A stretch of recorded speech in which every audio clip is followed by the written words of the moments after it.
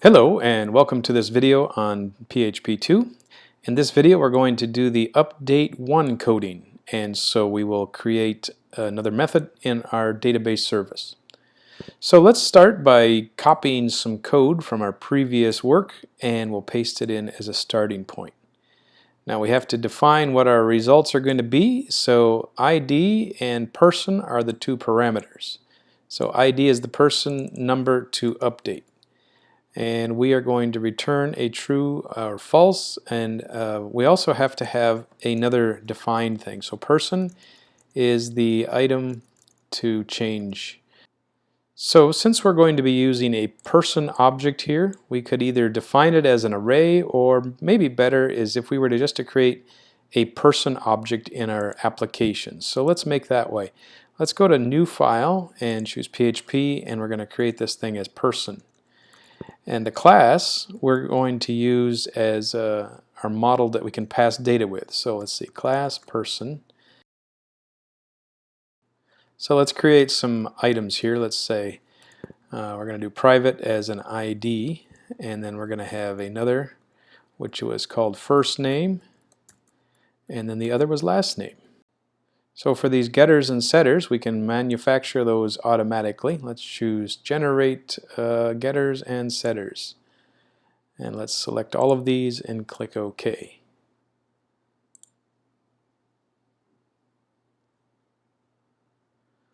Alright, so now we have a bunch of functions that will get and set each of these. We're going to need a constructor. Our constructor is going to take three variables. Now I'm going to define the parameters as variables A, B, and C. Not that that's a good idea, but just to distinguish the fact that the parameters that come in are separate from the actual object names. So many times we name the parameters as the same as the object, and I believe some students get a little confused that they might be the same thing. So this here might not be a good naming convention for obvious reasons. You don't know what A, B, and C are, but it does show you that they are distinct. Okay, so now we've got this class created. Let's go into our database service and let's require this and then use our actual item. So require and once, and we're going to require the person object. Okay, so down at the bottom of the page we can now use our person object as the item that was just sent to us. Okay, so we have ourselves a person is an object. Let's get our connection. Now we're going to work on the SQL statement now. So we're going to do update on the customers table. And we're going to set some things. So we're going to set first name and last name. Alright, so we've got ourselves three different parameters that we're going to be setting. And now we need to come down here into the binding area and set those up. So we're going to have parameters. We got three question marks in our SQL statement, so we better have three down here. So the first question mark is a string, the second one's a string, and the third one is an integer. So let's choose S, S, and I and put in our names. So let's go with our first, I'm going to use fn as a variable and ln as another variable. Okay, so now I want to get the first name and last name parameters from our object up here, person. So let's say first name, or fn, is going to equal to our person object, and I'm expecting to see type ahead is available here, so why not? So it doesn't recognize person as part of the person object, it's just a parameter, so there's no type ahead available. How can I make that work? Let's say I'm just going to temporarily call person a new person, and let's see if that works now. So if I temporarily put that in, so now we can get the type ahead. So let's say I want to do the get first name function, and then the last name is going to be person again, and get last name. Let's see, get last name is there. So I'm just doing that temporarily. We're going to take this out now, and it's still a valid person object because I'm going to send it through the parameters up there. But we have ourselves fn, ln, and id. That looks good. So we should execute it.